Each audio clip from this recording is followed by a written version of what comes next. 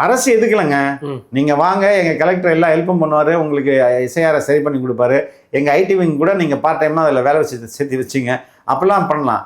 அரசு எதுக்காது, ஆனால் கட்சி தனியாக எதுக்கிட்டு கிடக்கும். புரியுதுங்களா? அப்போ இதுதான் அரசியல் பண்ணுறது. ஆல்ரெடி திமுகவுக்கும் பாஜகவுக்கும் ஒரு மறைமுகமான உறவு இருக்குது அப்படின்றதெல்லாம் எஸ்டாப்ளிஷ் பண்ணுறது இதுதான். இதனால தான் விஜய் அனைத்து கட்சி கூட்டத்துக்கு நாங்கள் போக மாட்டேன் அப்படின்றாரு. அதே நேரத்தில் அவர் சொன்னார், எல்லா இடத்துலையும் எல்லா தொகுதிகளிலும் எல்லா பூத் லெவல்லையும் நாங்கள் இதை போராட்டம் பண்ணுவோம். அதே நேரத்தில் அவங்களுக்கு வகுப்பெடுத்து இதை எப்படி சரி பண்ணுறதுன்றதையும் நம்ம சொல்லுவோம் அப்படின்ட்டு இருக்காங்களே. அப்புறம் இதை விட என்ன செய்யணும்? அதே மாதிரி பக்கா மாஸ் கட்சி அப்படின்ற மாதிரிலாம் ஆமாம், பர்ஃபெக்டான வேர்டு தானே.